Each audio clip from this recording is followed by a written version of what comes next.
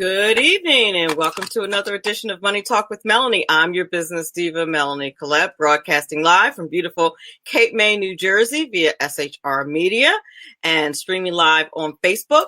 My guest today is Nadine Roberts Cornish. She is the owner and consultant at the Caregiver's Guardian LLC. She's going to talk to us today about Tears in My Gumbo, the Caregiver's Recipe for Resilience. That is the name of her wonderful book, which I hope that you will go out and get, and particularly after we have this conversation. I'm going to be showing you this book a lot because it really is an awesome book, the way it's laid out, the information in the book. So I'm really looking forward to having this conversation with Nadine.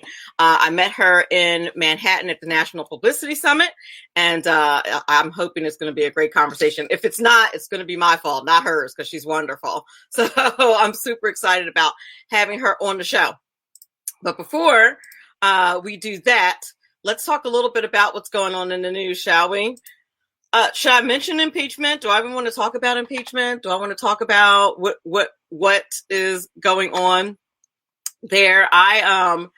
Let's start from the beginning. So the impeachment trial in earnest starts on Tuesday. Yesterday, they swore in Justice Roberts and the senators who have all, it's such a farce. Like, I'm trying to say this as if it's all absolutely true, but everybody was supposed to have been sworn in and sworn that they'll be super objective, just like they did at the House, right? In the House of Representatives. But it's kind of hard to think that everybody is going to be that way when you see what has gone on over the last few weeks with this entire deal. But that's the situation. Everybody got sworn in and swore on the Bible that they were going to be as objective as possible and that they were not going to be partisans at all. And that's how it's supposed to work. We'll see if it actually works that way. Now, for those of you who are not aware of the process, the way the process works is you have impeachment managers, you have Justice Roberts, who's going to be the justice over it, and then you have the senators that act as the, like I said earlier, and I'm going to say in air quotes, impartial jurors. So Tuesday, they're expected, the senators are going to debate and they're going to work on a set of rules. That should be interesting to see what the rules are going to be. Next, there's going to be some opening arguments, and that there's probably going to be some last minute developments that go out. There's also, and that's enough. I think that's kind of enough of the impeachment hearings for me. I just want it over with because we all know that he's going to get acquitted. So it just seems like it angers me. It just seems like a big waste of time and money. And quite frankly, it's upsetting. Meanwhile, the economy is still going gangbusters. It's just the whole thing is kind of surreal and wild, if you ask me. At least it's wild to me. In the meantime, the U.S., Mexico, Canada, or UCMA, UMC agreement, I should say, is one step closer to getting to the president's desk. Yesterday, the Senate voted to pass that replacement of NAFTA. It gives stricter rules on auto part production. It says 75% of automobiles have to be made in North America, and at least 40% of auto production made by employees that are making at least $16 an hour. Enhanced labor protections. In addition to that, it gives the U.S. more access to Canada's dairy market. And then Mexico is super happy about this deal because, of course, it could give Mexico's economy a nice big boost. Timothy Ham, welcome to the Facey chat. Thank you for being here. Timothy Ham does not trust Justice Roberts. You don't trust Justice Roberts? I trust Justice Roberts. I'm trying to trust Justice Roberts. I want everything to. the reason why Timothy is saying he doesn't trust Justice Roberts is because that Justice Roberts has often been the swing vote in a lot of things where I believe he's a Republican, and has often been the swing vote when Republicans kind of thought that they had things in the bag, and then they didn't because Justice Roberts swung the vote in the other direction. So that's just, I think that's why people don't. Why some Republicans don't trust Justice Roberts. Say that 3 times fast. But I hate to say this out loud, but now that you bring it up, now that Tim Ham in the Facey Chat has brought it up, I'm legitimately concerned about the way this is going to go. We've been assured on our side of the aisle that there's nothing to be concerned about. Welcome to the Facey Chat, Doug.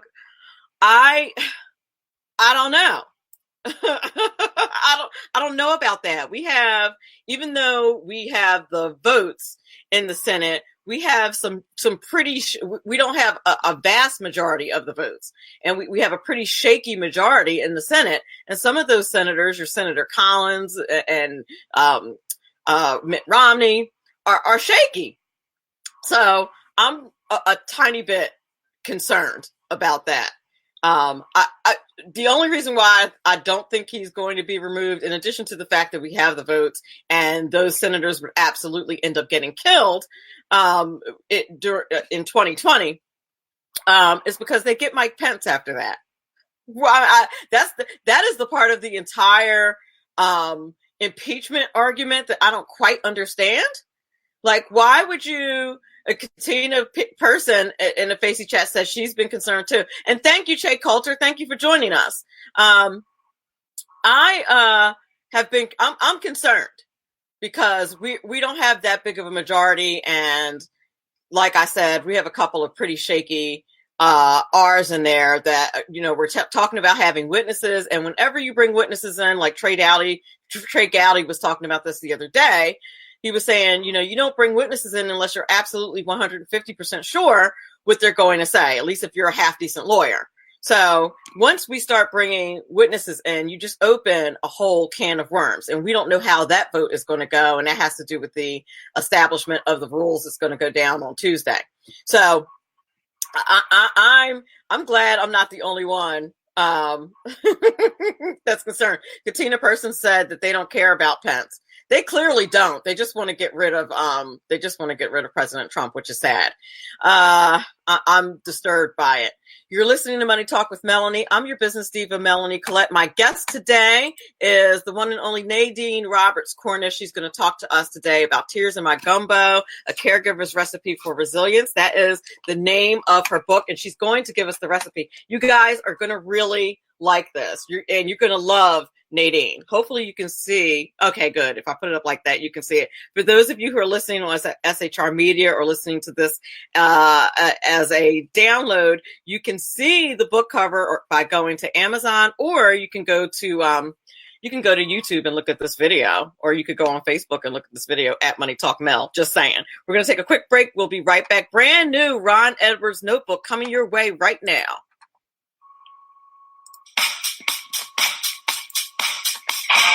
It's pretty darn bad to be lied to by FBI agents who convince you to cooperate with them concerning a legal matter. Hello, I'm Ron Edwards with today's page from the Edwards Notebook. Former General Michael Flynn had worked with FBI officials who were investigating his former business partner, Bijan Rafikian.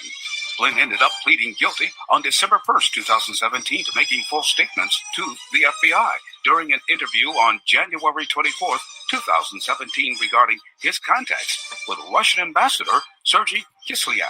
As part of his plea deal, Flynn met numerous times with the special counsel's office as part of the Hillary Clinton paid-for Russia probe. The false statements made were proven not to be purposeful, but rather the wrong answers to questions during an FBI probe that was itself tainted from the beginning. Flynn wanted to make a few corrections, after which prosecutors wanted to throw General Flynn into the clink and no longer want his testimony. Prosecutors are now gunning for General Flynn to serve up to 6 months of incarceration. Here's hoping that those who first put the Clinton paid-for Russia probe will themselves face justice. I'm Ron Edwards. Check out theronedwards.talkspot.com for news updates and other great stuff. Sponsored by the Tri-County Liberty Coalition. Making a living can be tough these days with so many jobs going overseas. If you love numbers and puzzles and want job security, you can become a tax specialist with an amazing 6-month tax course from Tax Mama. Operate your own tax practice locally or anywhere in the world where there are American taxpayers. It's a great way to write off your trips to visit family for months at a time. Everything you need to pass the IRS 3 special enrollment examinations is included in this course. Visit irsexams.school. And if you need more than 6 months, that's okay. Take your time. You're in the course until you pass the exams or until you unsubscribe and reject Tax Mama's emails.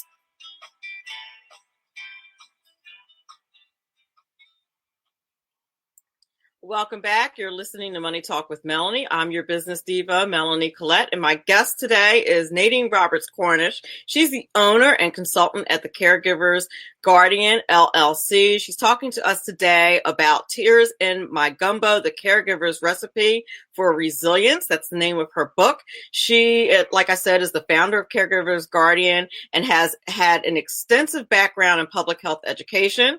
She served as an independent consultant for 15 years with California's Department of Health Services, where she provided expertise on some of the state's most innovative social marketing campaigns. She spent 15 years as a caregiver to her mother, Elizabeth St. Cyr Roberts, I should say. For the past 6 years, she has care managed, coordinated care, consulted with, and supported family caregivers across the country. So, and she's written a book entitled that chronicles her journey and the journey of her clients. The book is entitled Tears in My Gumbo, the Caregiver's Recipe for Resilience. And without further ado, Nadine Roberts Cornish, how are you?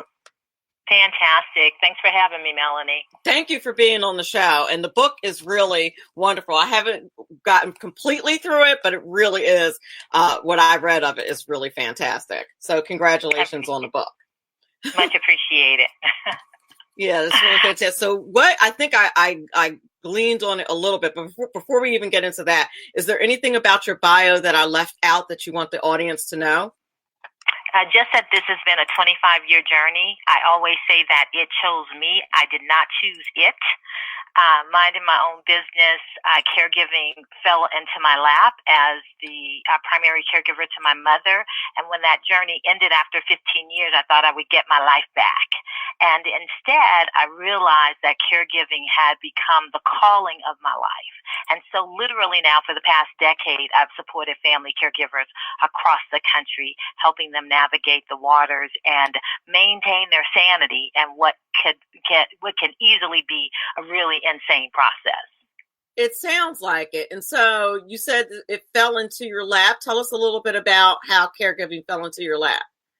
Well, basically, I was in the height of my career, enjoying my work in California as a social marketing consultant, working on public health education campaigns.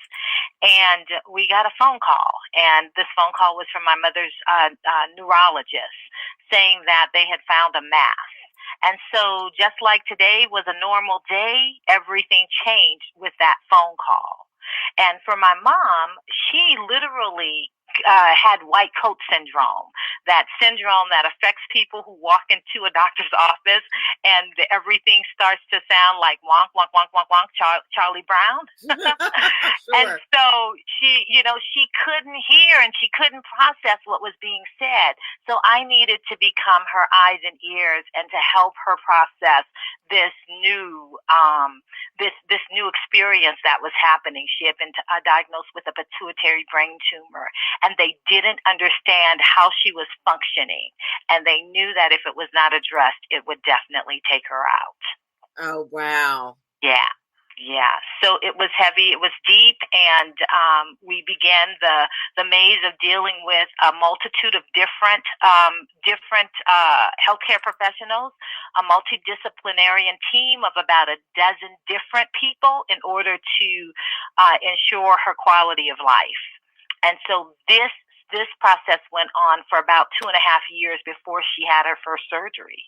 Oh, And really? So It did. so her prognosis for longevity was long then. It was not. It really was not. It was fear, though, fear of going blind, because that was the number one risk factor to her having the surgery. And she held off as long as she possibly could. And she delayed it because coming to grips with the possibility of losing her sight was equally as frightening as losing her life. Wow. Yeah. Now that's deep. So as her daughter, and possibly, are you, if you don't mind me asking, are you her only child, or you just happen to Not be at all. closest? I am one of 6 siblings. I am the oldest daughter, and as an African American, and in our culture, the oldest daughter typically takes on the caregiving role. I too am the firstborn daughter. I don't say oldest. Okay. Okay. The firstborn daughter. So I hear you. Go ahead. I'm sorry. Yeah, no problem. And so literally, because of the relationship that I had with my mom, I always knew I would be the one. And I used to say it as a kid, if anything ever happens to you, my badge of honor would be to take care of my mom. And so she was actually in her 50s when she was diagnosed with this brain tumor. And I was in my 30s. And so it was a given that I was going to be that person. And I'd never, ever perceived it as a burden, but it was quite a responsibility. And it's a huge job. It's a huge undertaking. And you can't understand the nuances of it.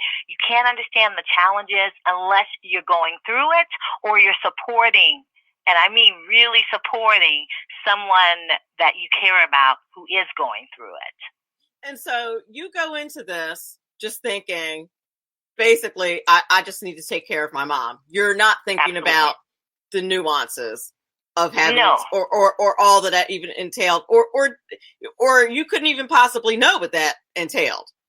I had no idea.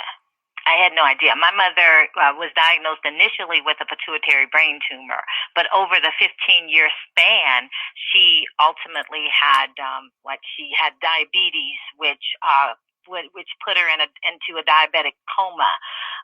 She had so many different complications associated with this brain tumor, and so many things that she was able to overcome. And it was like diagnosis, prognosis, let's celebrate. And then there would be something else.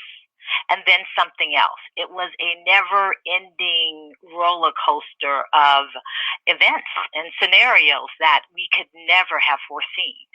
But I always say my mother, on some level, had a knowing and a sense that this was part of her destiny, and that she was a willing participant in the process. And somehow she managed to endure and almost overcome everything that she contended with. So the prognosis for the first surgery was the loss of her eyesight. That would likely happen. Thankfully, she never lost her eyesight.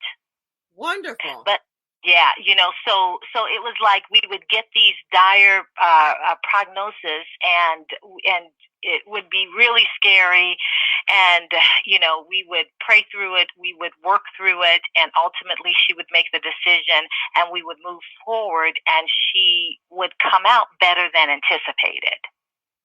Wow.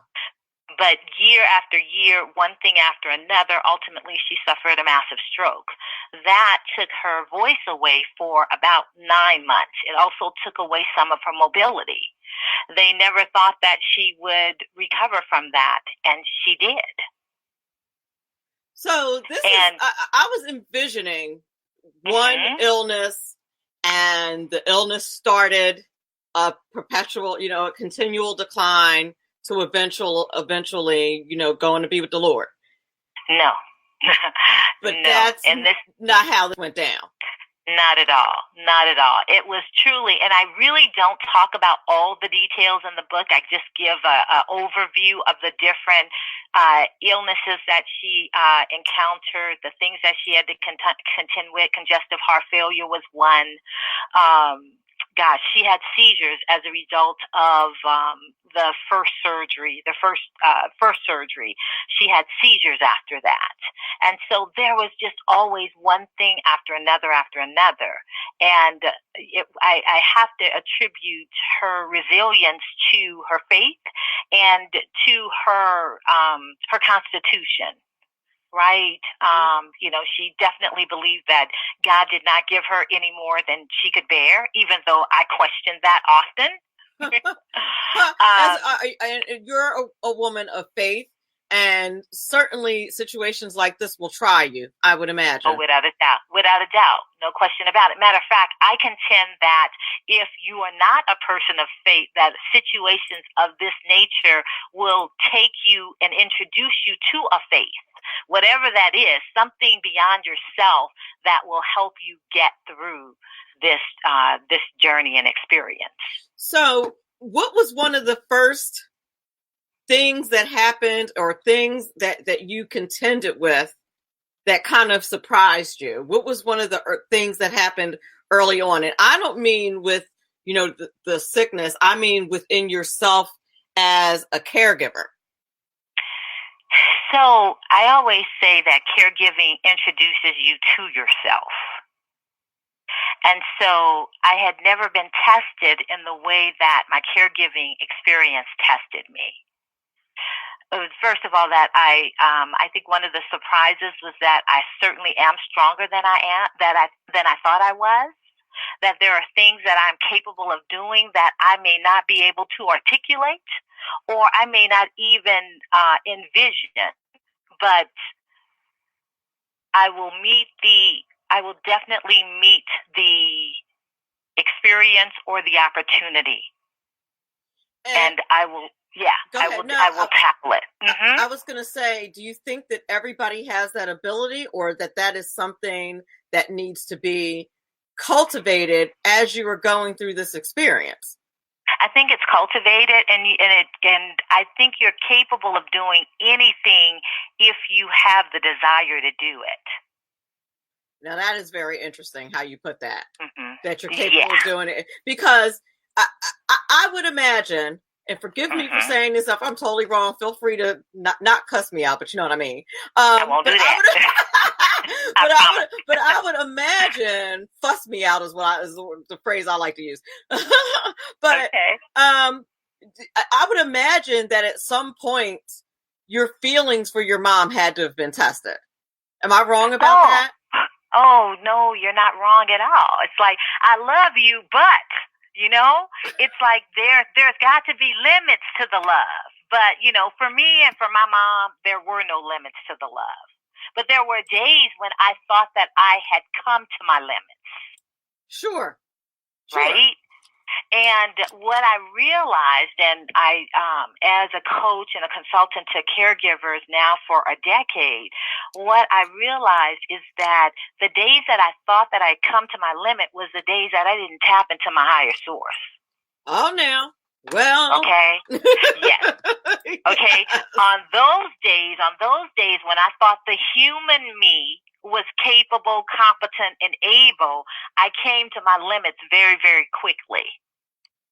On the days I remember to tap into my source, ask God for guidance, for support, for strength, for courage, for resiliency.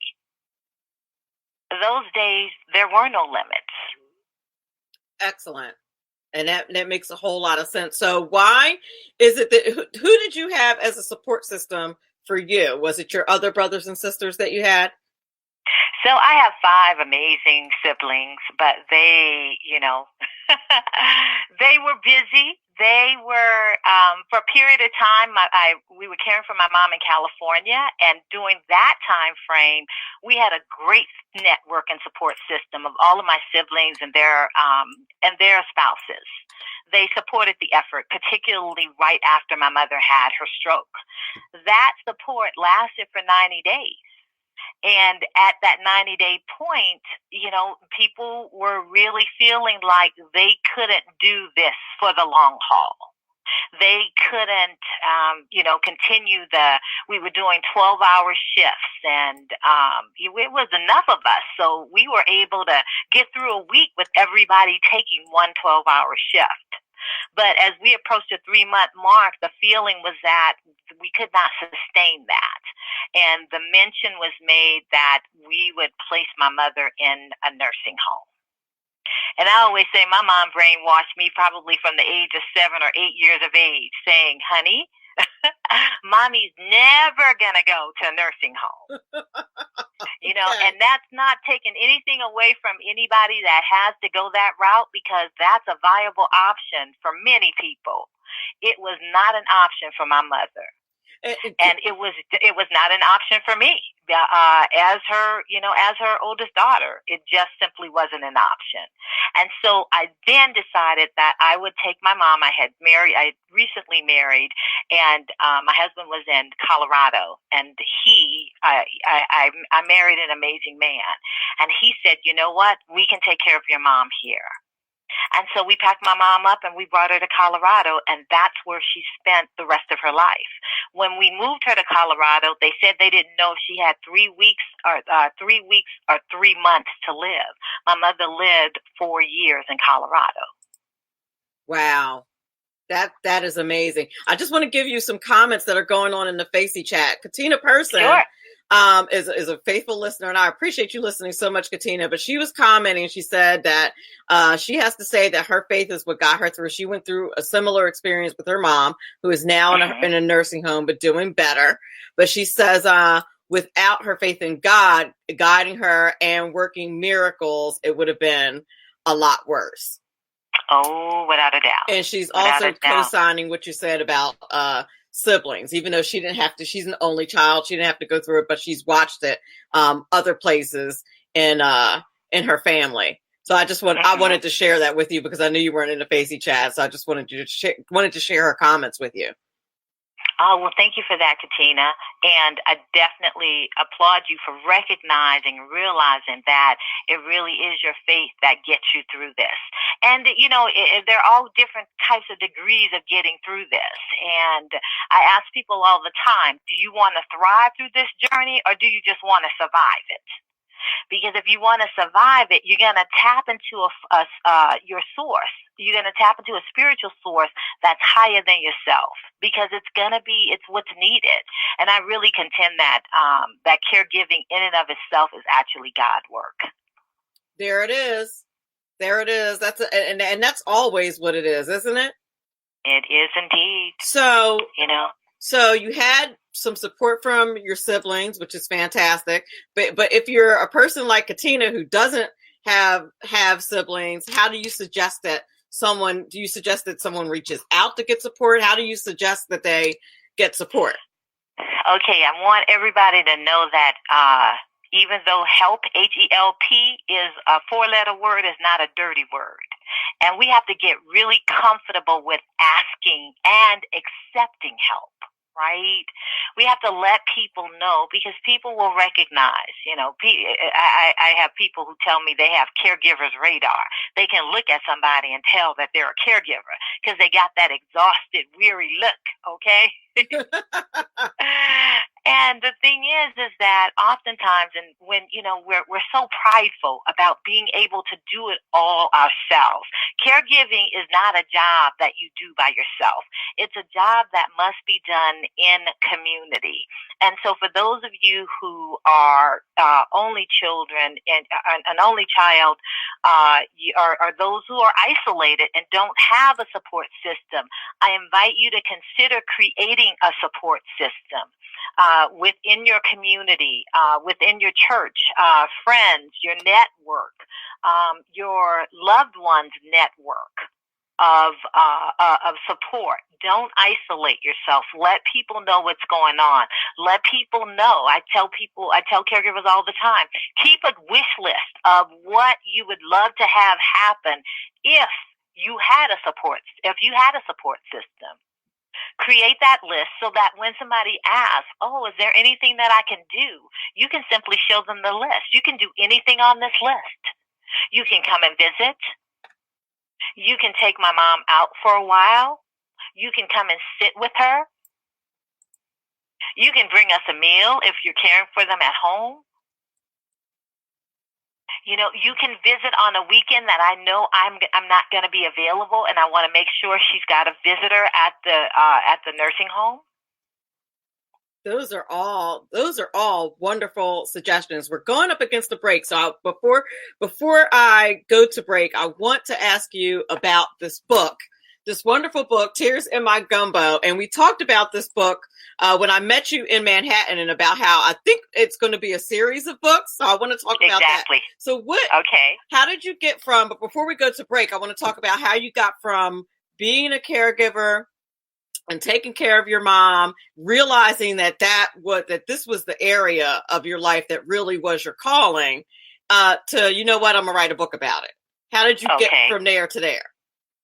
So literally, I thought that when my mom passed that I was going to get my life back, and I was going to get back to what I did before I ever became my mother's full-time caregiver. And instead, the phone started ringing and people started reaching out, asking questions. How did you find this resource? How did you do this? How did you get your siblings to help? How did you maintain your relationship with your spouse? And literally that started to happen, and every time I felt an inner joy. Each time I got a call, and I felt something that I had never felt before, and that was purpose. I felt real purpose in supporting those individuals who were calling. And the Caregiver's Guardian, that title of my business came to me immediately because I knew I wanted to focus on the caregiver. And so the Caregiver's Guardian was launched a year after my mom passed. I took a year off to just take care of myself and really figure out if this was, in fact, my calling. And as I began to work with families, I would always document their stories. And I would share their stories when their caregiving journey ended. And they asked me, oh, gosh, would you please tell this story?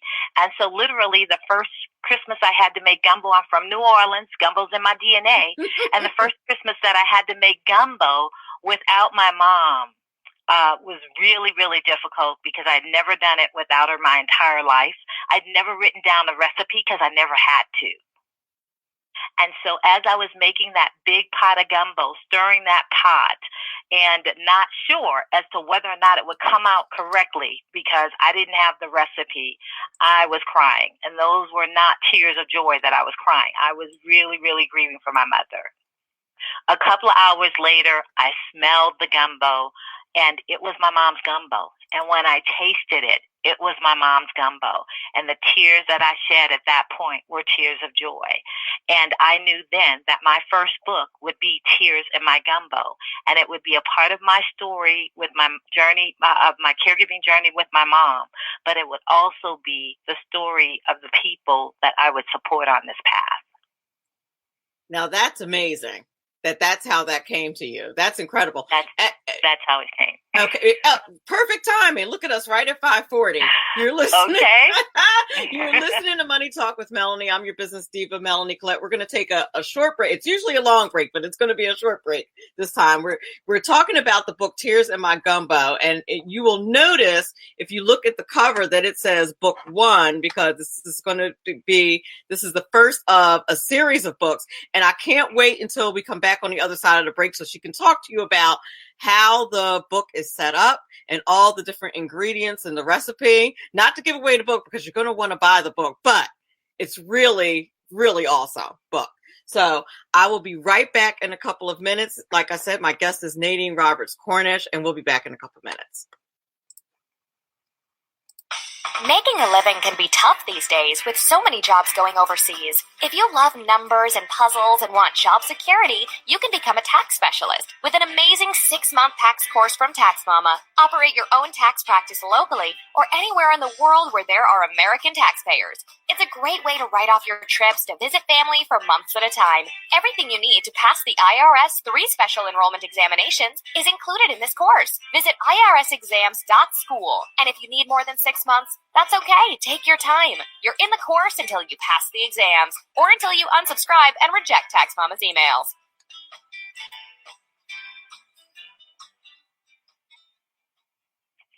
Conservative here, done right.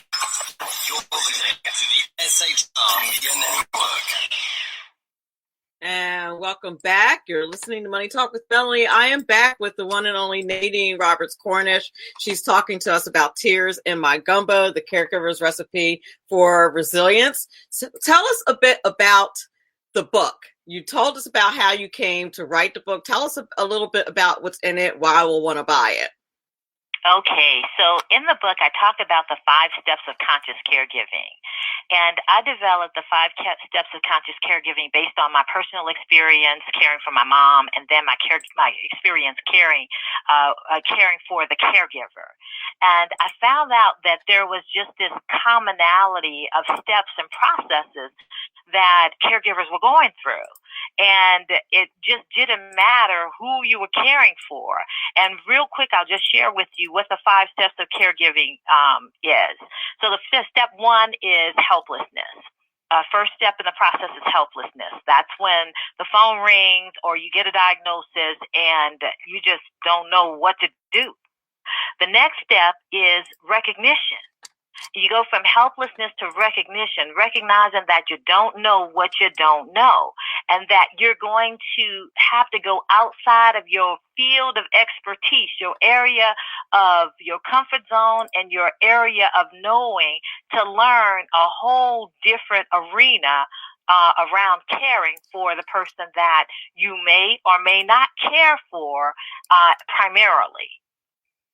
And after that step, you move into process. And process is all of the different things that have to be done once you have decided that you will or will not be the primary caregiver, but you're going to need to support your loved one. And there are things that have to be done. There are, you got to understand the whole insurance arena. You got to understand what your financial resources are, whether or not long-term care insurance was a reality or not. And if it's not, then what's the program? What's the plan for caring long-term if this person is going to need long-term care as my mother did? After process, you go through the stage of acceptance. And acceptance is coming to grips with the inevitable, the fact that none of us are here to stay. And as much as we don't like talking about our demise and that that our loved one can't stay here as much as we want them to, we move into that field of acceptance. And then after acceptance, we move into surrender. Not my will, but thy will be done. Indeed. So those are the 5 steps of conscious caregiving. And I define conscious caregiving as caring on purpose with a plan and an intention. And I think that's very important. I love that you said that, because I would imagine that a lot of what the stress and anxiety is, in addition to the diagnosis and the unknown that goes along with any kind of illness, is not having a plan. Exactly. Not having a plan. And as we know, if you fail a plan, then you plan to fail. And with this particular subject, because oftentimes we're talking about our parents, we're talking about elderly loved ones, we're talking about our spouses in many instances, people that we will find ourselves having to care for. And we have never had a conversation about what might happen if life happens. And that is particularly true, I think, of people who look like us. And maybe I'm crazy, but I think so. It's kind of like if we don't talk about it, it might not happen, right? Really? It's inevitable. Life is going to happen. There is no getting around it. And so let's have the discussion. My favorite auntie, let's talk about, you don't have children. Let's talk about what happens when life happens, right? Because life will happen. Most of us, we have this dream, that, hey, we'll go to sleep and we won't wake up. But most of us will have to deal with some type of chronic illness. And your mother was a really fairly young woman when this happened. My mother was a young woman when this happened. Because you said she was in her 50s, right? She was in her 50s when she was diagnosed with a pituitary brain tumor. And I didn't mention that she ultimately died from stage 4 breast cancer. That's what took her out. Oh, wow. And she was 71 when she passed. Oh, wow. So part of my mother's legacy is this work, is my doing this work, because when I literally was pulling my hair out of my head over this breast cancer diagnosis, Spirit really informed me that the cancer wasn't for my mom, it was for me, because the work that I had to do, I had to understand cancer. Okay. Yeah. And so much of what my mother has dealt with as part of her journey, I had firsthand experience with as I support the caregivers that I support across the country. Wow. That's incredible. Like that is the amazing part. Katina person in the Facey chat said that I was right. I think she's referring to what I said about people who look like us seem to have the hardest time. I mean, full disclosure, I'm a financial advisor on the side. That's my side hustle. And I have the hardest time convincing us that we need to get a financial plan in order and prepare for things like that could possibly happen. Long-term care is a big one. I mean, it's a big one. It's not an expensive plan if you do it when you're 50, but if you try to do it when you're 70 and, might already have some illnesses coming up the road, you might not even be able to get that kind of coverage. And that's what I find many of my clients are in that boat, because even if you have high blood pressure or if you have diabetes, yep, you're not going to be able to get the insurance. I have a client now who's in that situation, who's diabetic and 51, and it's very difficult. Mm-hmm. Yep, it's very difficult. So when you think in terms of long-term care and just taking care of your loved ones, just something happened to you, which the possibility is now higher because of your situation, is crazy. Katina said it made her think about herself she doesn't have any kids. What are her plans getting things in order? Yep. And I'm in the same situation. I'm 50. I don't have any kids. And certainly my work has caused me to think about that too. Exactly. So the question is who's your favorite niece? Who's your goddaughter or godson, right? Who in your life is that responsible person that you can trust, that you would want to identify as your power of attorney, or as that person to talk to and support you through as you age? Indeed. Now, part of one of the things that I really liked about the book is how it's structured. The subtitle is A Caregiver's Recipe for Resilience. And when you go into the book, it's literally set up like a recipe, which I thought was brilliant. So I was just like, oh, this is really too cute. And it's going to be easier to remember, I think. And that was the point, right? I wanted to make sure that the stories were really engaging, and each story absolutely is. But once you finish the story, I wanted you to remember the essential point of that story. So after each chapter is a recipe card, and that recipe card highlights the key points from the chapter that you just read. Right. Really, really nice. I love that about the book. I was like, look at this. This is beautiful. I just thought it was beautiful. So this is book 1. Do you already have a plan for book 2? Do you know what that's going to be already? Absolutely. Book 2 is Prayers in my Gumbo, the caregiver's recipe for peace. And so that really emphasizes the point I was making earlier, that caregiving is God work, and the power of prayer, the necessity of prayer is huge. It's paramount, I believe, in getting through this journey successfully. Because it's got to be very difficult to be at peace when, one, you're worried about your loved one. And then 2, you're worried about, am I going to take good enough care of them? And then I would also imagine that as you're doing that, your own mortality is coming into play on a regular basis. If you're human, I mean, am I off base on that? You hit the nail on the head. You got it. It is. It makes you recognize, because a lot of times, especially when we look at what our parents are going through, the writing is on the wall. Oftentimes we're following that same pattern. So for me, I became very, very conscious about how I'm taking care of my 30-year-old self, my 40-year-old self, my 50-year-old self, as I do this caregiving, because it really is going to factor into how I live a quality life as I age.